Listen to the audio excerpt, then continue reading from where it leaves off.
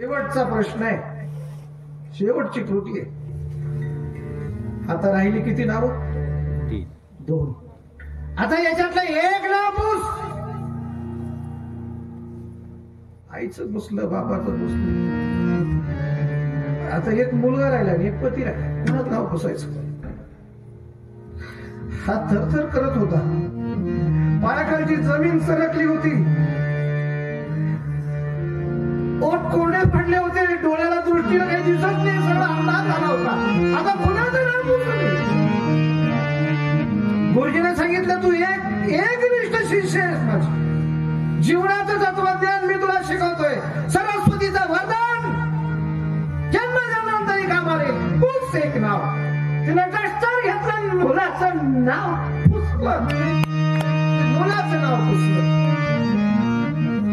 सगळ्या मैत्रिणी वर्गात तिच्या सोबत होता. रात्रीची शाळा, एका जीवलग मैत्रिणीच्या गळ्यात पडून आंबोटा पडून ढसा रडली.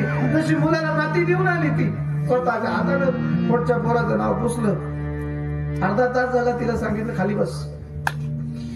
तिचा ज्यावेळेला सगळा वियोग संपला, तिचं रडणं, तिचं विवळणं सगळं शांत झालं, त्यावेळेला गुरुजींनी तिला विचारलं, आता मला प्रश्नांची उत्तर दे. ही सगळी नावं पुसली, शेजारच्यांची, नातेवाईकांची, मला काही वाटलं नाही, पण आईचं नाव बापाचं नाव का पुसलं? उत्तर दे. तिनं सांगितलं, आई वडील म्हातारे होणार, एक दिवस देवाघरी जाणार, म्हणून त्यांची नाव पुसली.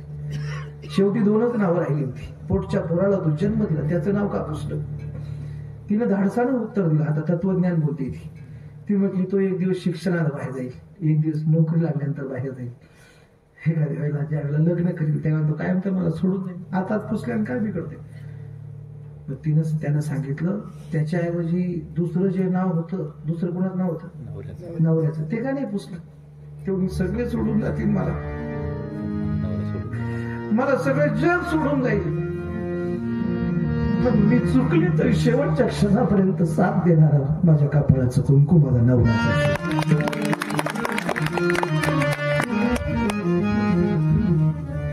हे लक्षात राहा. आजच वाचलंय मी.